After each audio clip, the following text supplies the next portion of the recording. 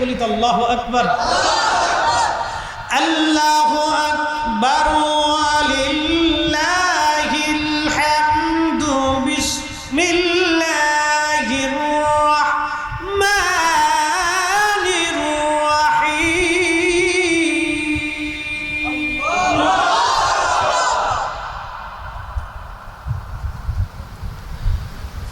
ওয়াল্লামনাহু মিন লাদুন্না ইলমা।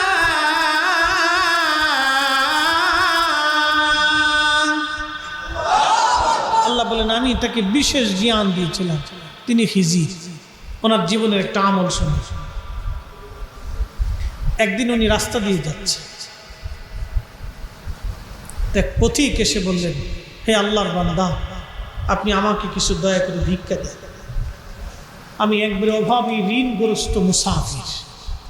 Attention, আমার দিকে তাকান। আপনি আমাকে কিছু ভিক্ষা দেন, আমি ঋণগ্রস্ত মুসাফির। হযরতে খিজির বললেন, হ্যাঁ হ্যাঁ আল্লাহর বান্দা, তুমি ঋণগ্রস্ত মুসাফির, কিন্তু আল্লাহর কসম আমার কাছে দেওয়ার মতো কিছুই নাই। তখন ওই মুসাফির বললেন, আপনি আমাকে দয়া করেন, আমি একবারে ঋণগ্রস্ত, খুবই অভাবী, আমি আপনার কাছে দয়া চেয়েছি। আল্লাহর ওয়াস্তে আপনি আমাকে দয়া করে কিছু ভিক্ষা দেন, আল্লাহর ওয়াস্তে দয়া করে ভিক্ষা আমাকে দেন। হযরত খিজির বললেন, ও হে আল্লাহর বান্দা, তুমি আল্লাহর ওয়াস্তে আমার কাছে জানদা করেছো, আমি তোমাকে ফেরত দিব না।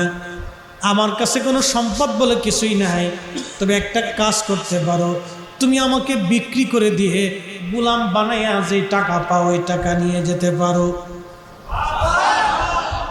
আগে মানুষ বেচা কিনা হতো, তখন ওই ভিক্ষুক বলতেছে, মুসাফির ঠিক আছে তো? বলে হ্যাঁ। তুমি যেহেতু আল্লাহর রাস্তে জানদা করেছো, আর আল্লাহর রাস্তে জানদা করলে তাকে ফেরত দেওয়া যায় না, এখন আমি তো তোমাকে কি করে ফেরত দিব, আমার কিছুই তো নাই। তাহলে তুমি আমাকে বাজারে নিয়ে যাও, বিক্রি করে দাও, যা টাকা পাবে তুমি নিয়ে যাবে, আমি সারা জীবন গোলামি খাটবো। ওই লোকটা হযরত খিজির আলাইহিস সালামকে নিয়ে গেলেন, নিয়ে যাওয়ার পরে গোলামির জন্য বাজারে উঠাইলেন, বিক্রি করে দিয়ে লোকটা টাকাগুলি নিয়ে গেলেন, হযরত খিজির আলাইহিস সালামকে বিক্রি করে দিলেন। খিজির আলাইহিস সালামকে যার কাছে বিক্রি করলেন, সেই লোকটা আবার অনেক ভালো মানুষ ছিল, অনেক ধনী ব্যক্তি ছিল। তিনি কিনে নিয়ে আসছে। কিনে নিয়ে আসার পরে বহুদিন হলো খিজিরকে দিয়ে কাজ করান না। মারহাবা বলে। খিজিরকে দিয়ে কাজ করেন, শুধু খাবার দাবার দেয়, বিশ্রাম টিশ্রাম। তো জিজ্ঞেস করলেন খিজির আলাইহিস সালাম, ও আল্লাহর বান্দা, আপনি আমাকে কিনে নিয়ে আসলেন, তো কোনো কাজ বাস্তু কিছু করান, তো কিছু কাজ তো করান, আমি তো আপনার গোলাম। তো বলতেছে না, আপনার কাজ করতে হবে, আমি এমনিতে আপনাকে কিনে নিয়ে আসছি, আপনি থাকেন। বলে না, কাজ না করলে হবে না, আমাকে কিছু কাজ দিতেই হবে।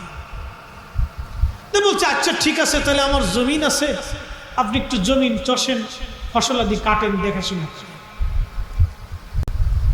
জমিন চষতে যেখানে 6 জন লোকের দরকার 6 দিন লাগে, খিজির আলাইহিস সালাম 1 ঘন্টায় সব করে দিয়ে চলে আসছে। জমিনের মালিক চিন্তা করে, এই বেটা আবার ক্যাডারে। মারহাবা বলবেন। খিজির আলাইহিস সালামকে আল্লাহ ইলমে লাদুন্নি দিয়েছিলেন। 6 দিনে 6 জন কর্মচারী যা কাজের প্রয়োজন ছিল, সেই 1 ঘন্টার ভিতরে সব সাইডে দিয়ে চলে গেছে। তখন মালিক চিন্তা করে, লোকটা তো সাধারণ লোক না, লোকটা তো বিশাল কোনো আল্লাহ বলা লোক। আচ্ছা ঠিক আছে, আর কোনো কাজ দেয়। তো মালিক একদিন ডাক দিয়ে বলতেছে, খিজির, বলে হ্যাঁ, আমি তো একটু মুসাফির হব, সফরে বের হব, তা আমার স্ত্রী, আমার সন্তান, আমার পরিবার, আমার সব কিছু তোমার কাছে আমানত দিয়ে, আমি তোমাকে খুব আমানতওয়ালা পেয়েছি। তো বলতেছে, মালিক আপনি আমাকে কিছু কাজ দিয়ে যান, একবারে বেহুদা বসে থাকতেও ভালো লাগে না, আমি তো আপনার গোলাম। তো মালিক ডেকে বলে, খিজির, আপনার জন্য একটা কাজ হলো, আমি সফর থেকে ফিরে আসতে আমার কয়েক মাস সময় লাগবে, আপনি আমার জন্য সুন্দর করে ইট বানায় রাখেন, ইট।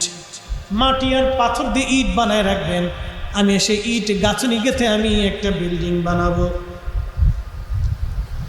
হযরত খিজির আলাইহিস সালামকে রেখে মালিক চলে গেলেন কাজে। বহুদূর সফরে চলে যাওয়ার পরে আল্লাহর ওলি খিজির আলাইহিস সালাম, কেউ বলেছেন তিনি নবী ছিলেন, কেউ বলেছেন ওলি ছিলেন, মতানক্য আছে। কেউ বলেছেন তিনি নবী, কেউ বলেছেন ওলি। যাই হোক না কেন, সে আল্লাহর একজন প্রিয় বান্দা।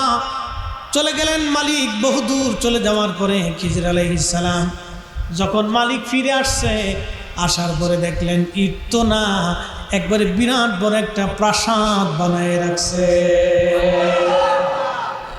বিরাট প্রাসাদ বানায় রাখছে। মালিক এসে দেখে ঘটনা কি? খিজির, জি মালিক, বলছিলাম ইট বানাইতে, এটা কি? বলে আপনার জন্য প্রাসাদ বানাই দিয়েছি।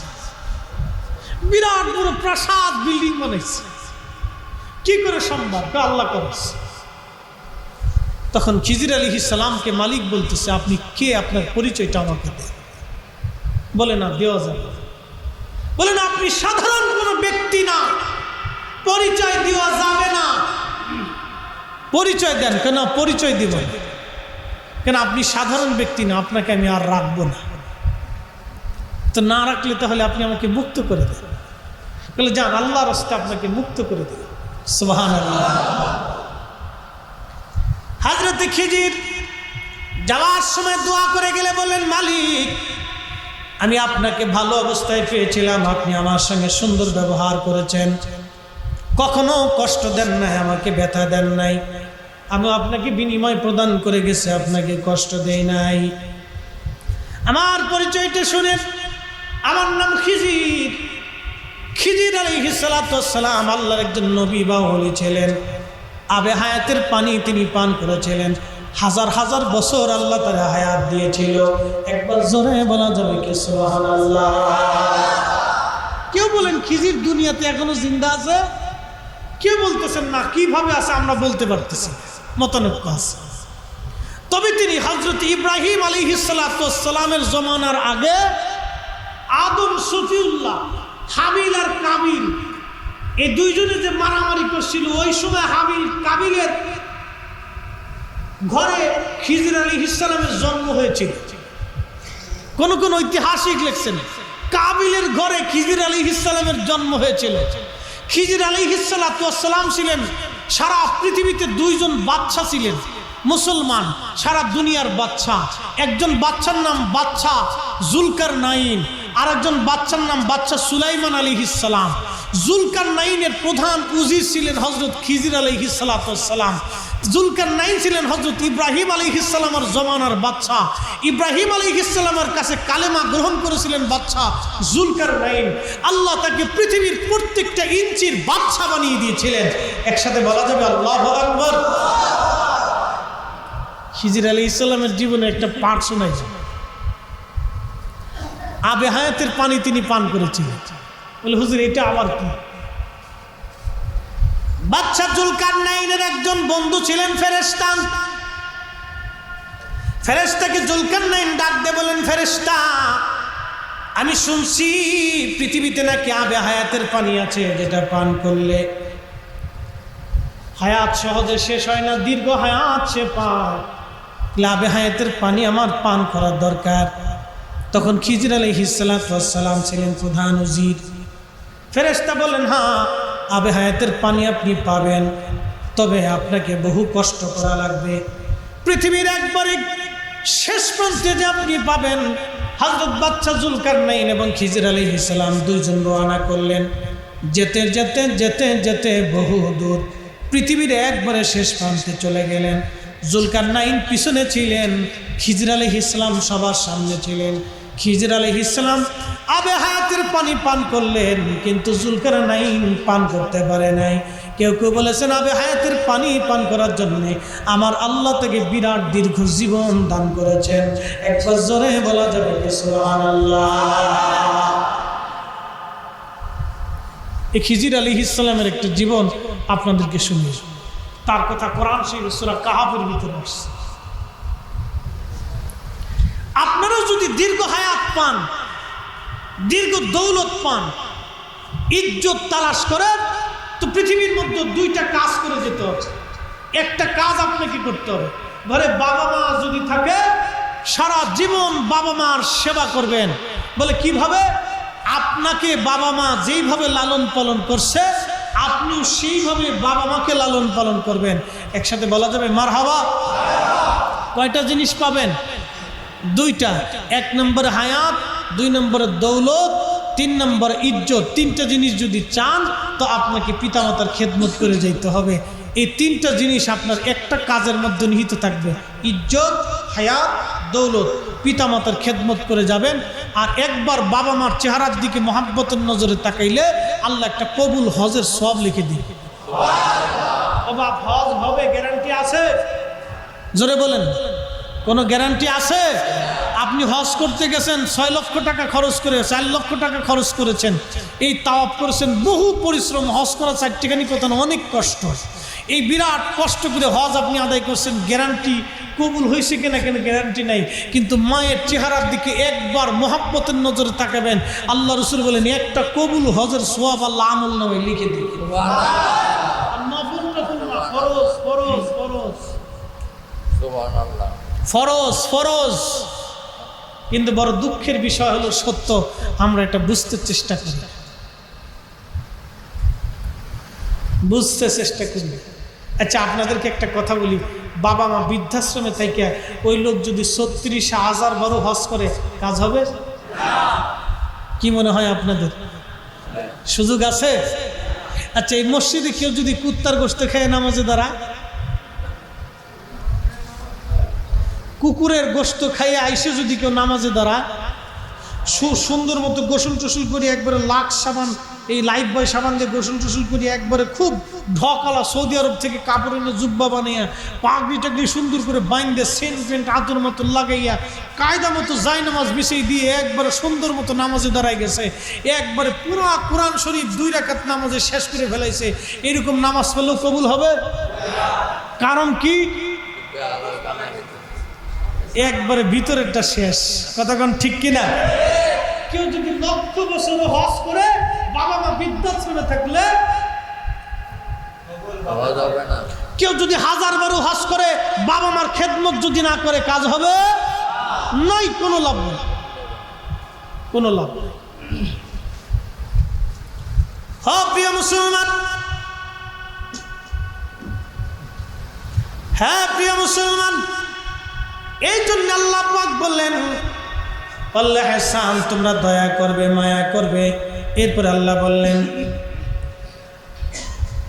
ইন্নাল্লাহা ইয়া'মুরু বিল আদলি ওয়াল ইহসানি ওয়া ইতা'i যিল কুরবা ওয়া ইয়ানহা আনিল ফাহশাই ওয়াল মুনকার।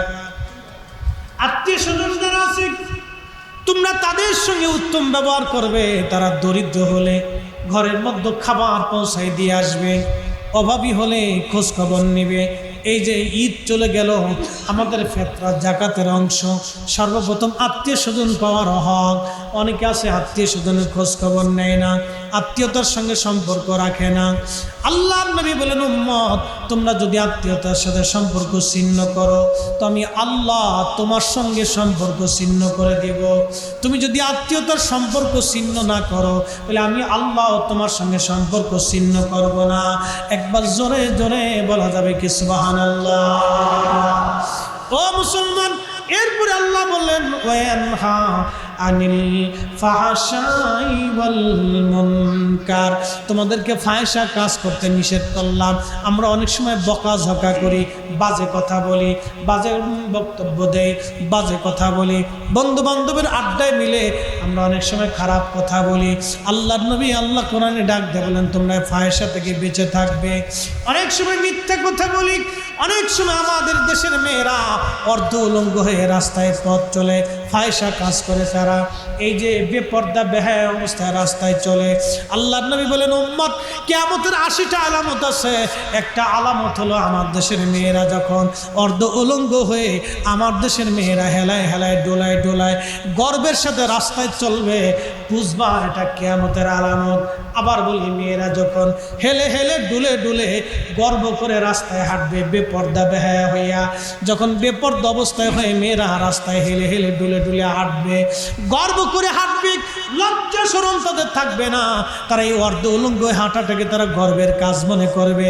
আল্লাহর নবী বলেন, উম্মত রে তোমরা শোনো, এটা কিয়ামতের আলামত, কিয়ামতের আলামত। বুঝবা কিয়ামত আর বেশি দিন নাই, ইমাম মেহেদী আলাইহিস সালামের আগমনের সময় এসে যাবে। আল্লাহর আকাশ থেকে পাথর বর্ষণ হবে, প্রচণ্ড গরম আসবে, গরম হাওয়া আসতে থাকবে, আর ভূকম্প ভূমিধস বাড়তে থাকবে, অনাবৃষ্টি অতিবৃষ্টি সাইক্লোন মহামারী বিপদ একটার পর একটা আসতে থাকবে। বুঝবা তখন কিয়ামত আর বেশি দূরে তোমাদের জন্য নাই। যখন নারীরা হেলে হেলে ডুলে ডুলে গর্বের সাথে বেপর্দা বেহায়া মতো চলবে, বর্তমান সমাজের দিকে তাকাইলে একেবারে কিয়ামতের আলামত চলমান এবং দৃশ্যমান। কথা বলেন ঠিক কিনা? আপনার কি বলে পরিষ্কার দেখা যাইতেছে, মেয়েরা বেপর্দা অর্ধউলঙ্গ হয়ে রাস্তায় হাঁটে, এটা কি গর্বের কাজ মনে করে? এরা মনে করে যেভাবে অর্ধউলঙ্গ হলেই মানে এটা খুব ভালো কাজ, দেখতে খুব ভালো দেখা যায়, আর মানুষ মনে খুব আমাকে খুব চয়েস করে, এটা গর্বের সাথে। আল্লাহ রাসূল বলেছেন এগুলি কিয়ামতের আলামত, অনেক বড় কিয়ামতের আলামত চলতেছে, একবার রানিং চলন। হে নবীর উম্মত, রানিং চলমান কিয়ামতের আলামত। এই জন্য আপনাদেরকে বলি, সাবধান, এগুলি আমাদের দেশে চলমান, এগুলি থেকে বেঁচে থাকার জন্য আমাদের সন্তানদেরকে নসিহত করা লাগবে, অধিক পরিমাণে তাদেরকে বুঝাইতে হবে। যদি আপনারা বুঝাইয়া পথে না আনতে পারেন, আগামী দিনের জন্য আমাদের সমাজ বড় অন্ধকারে চলে যাবে। এখন আমাদের কাজ হলো এইগুলি আমাদেরকে তাদেরকে বুঝিয়ে সুঝিয়ে, আপনাদের বৌমা, আপনাদের বেটার এবং নাতি নাতকুর যারা আছে তাদেরকে আপনারা বুঝাবেন। আল্লাহ আমাদের সকলকে তৌফিক দিক, সকলে জোরে বলেন আমিন। আর আপনি যদি নসিহতের মধ্যে না আনেন, তাহলে আপনাকে জবাবদিহিতার আওতার মধ্যে নিয়ে আসা হবে। আল্লাহ নবী বলেন, উম্মত রে, তোমাদের উপর যখন গজব আসবে, তখন ভালোটার উপর আসবে, খারাপটার উপরে আসবে। তুরস্কের ভূমিকম্প যখন 50,000 মানুষ মরে গেল, ওখানে কি সবাই খারাপ না ভালো আছে? ভালো আছে। এই খারাপ মানুষের জন্য ভালো মানুষের উপরে বিপদ আসে। এই যে বাংলাদেশে 10 দিন ধরে 20 দিন ধরে কোনো বৃষ্টিপাত নাই, প্রচণ্ড গরমে মানুষ হতাশ হয়ে গেল। 1965 সাল থেকে দীর্ঘ প্রায় 40 বছর পর্যন্ত এরকম গরম পড়ে নাই, যে গরমে এই মাত্র কয়েক মানে আপনার ঈদের আগে এই প্রায় 2 সপ্তাহ পর্যন্ত এইভাবে চলল। প্রচণ্ড গরমে সবাই কষ্ট পেয়েছে, কি নামাজি কি বেনামাজি, কি শয়তান লুচ্চা ডাকাত বদমাশ ধনী দরিদ্র, সবাই কিন্তু কষ্ট পাইছে। খারাপ মানুষের জন্য ভালো মানুষের কষ্ট হয়। কথা বলেন ঠিক কিনা? গরম কিন্তু সবার লাগছে, ইমাম মুসল্লি বেনামাজি নামাজি রোজাদার বুজদার সবার কাছেই গরম লাগছে। কারণ কি? গুনাহের জন্য সবাই শাস্তি ভোগ করছে। 1965 সালের পর থেকে এ যাবৎ পর্যন্ত এত পরিমাণে গরম আর পড়ে নাই, যে গরমে কয়েকদিন আগে পড়ে গেল। প্রচন্ড রোজায় বহু মানুষ এই গরমে হিট স্ট্রোকে মারা গেছে, বহু মানুষ ওই গরমে মারা গেছে। হ্যাঁ বাপ, এগুলি আল্লাহ পাকের এক ধরনের গজব। কারণ কিয়ামতের আলামত চলমান, রানিং চলতেছে, বহু আলামত। 1 নম্বর ওদাউল আমানা, আমানত নষ্ট হয়ে যাবে। 2 নম্বর ওয়ামাতুস সালাহ, উম্মত নামাজ মেরে ফেলবে। 3 নম্বর সুদের কারবার সারা পৃথিবীতে বাড়বে। এখন বর্তমান ব্যাংকিং ব্যবস্থায় সুদ থেকে আমরা কেউ মুক্ত আছি? মনে হয় আসি কেউ নাই। ছেলে বিদেশ টাকা পাঠাবে, টাকা ব্যাংকে রাখবে, ওখানে সুদ আসে, ইন্টারেস্ট আসে। ব্যাংকিং পদ্ধতি ছাড়া এখন ভিন্ন কোনো প্রক্রিয়া নাই। ব্যবসা কোটি কোটি টাকা ব্যাংকিং পদ্ধতি, বাড়ি করবেন ব্যাংকিং পদ্ধতি, টাকা কোথায় রাখবেন ব্যাংকে রাখতে হবে। অর্থাৎ আল্লাহর নবী বলেন, উম্মত কিয়ামতের আগে আমার উম্মতেরা সুদের সাথে এমনভাবে জড়িয়ে পড়বে, কেউ সুদ খাবে, কেউ সুদের সহযোগিতা করবে, কেউ সুদের প্রতিবেশী হবে, কেউ সুদালার বাড়ি খাবে, কেউ সুদালার কাছ থেকে টাকা নিবে, কেউ তার সাথে লেনদেন করবে, সবাই সুদের সাথে এরকম জড়িয়ে পড়বে। সুদ থেকে আমার উম্মত মুক্ত হবে না, কেউ সরাসরি, কেউ ইনডাইরেক্ট, কেউ ডাইরেক্ট, কেউ ইনডাইরেক্ট। কেউ না খাইলেও সুদওয়ালা ছেলে ব্যাংকের ব্যবসা করে বাপ নামাজি, এখন ছেলের বাড়ি খাইতে হবে, বাবার কিছুই করার নাই। এটা চলতেছে, এটা কিয়ামতের ভয়াবহ আলামত। ভাবতেছেন কিয়ামত বেশি দূরে, একবারে বেশি দূরে নাই, রানিং চলতেছে। এগুলি আলামত, এগুলি আলামত। আল্লাহু আকবার। এই যে মসজিদ কারুকার্য করতেছেন, এটাও কিয়ামতের আলামত। বলে হুজুর এটা আবার কি বললেন? মসজিদকে কেন্দ্র করে 3টা আলামত আছে, শুনে যান। 1 নম্বর, মসজিদ চাকচিক্যময় হবে। 2 নম্বর, মসজিদে অনেক বড় বড় মিনারা হবে। 3 নম্বর, মসজিদে অনেক মুসল্লি থাকবে, কিন্তু দিলওয়ালা ইমানদার পাওয়া যাবে না। ঠিক আসতে বললেন কেন? জোরে বলে, দিলওয়ালা ইমানদার না। কালকে আমার ঢাকার মসজিদের আগের সভাপতির ফিরিস্তি শুনলাম, হুজুর মাল কেনার জন্য টাকা সুন্দর করে দিয়ে আসছে, মোটর কেনার জন্য 20,000 টাকা দিছি। 1 বছর পরে মোটরওয়ালা ফোন দিয়ে টাকা পাইনি। তাহলে টাকা তো সেই সময় দিয়ে দিছে, 20,000 টাকা মেরে দিচ্ছে। মসজিদের মুসল্লি নামাজ পড়তে এসে মসজিদের টাকা মেরে দিচ্ছে। ভাগ্যিস তো আপনাদের কপাল বলে এলাকায় চোর নাই, না তো ফেল খুলে লিয়ে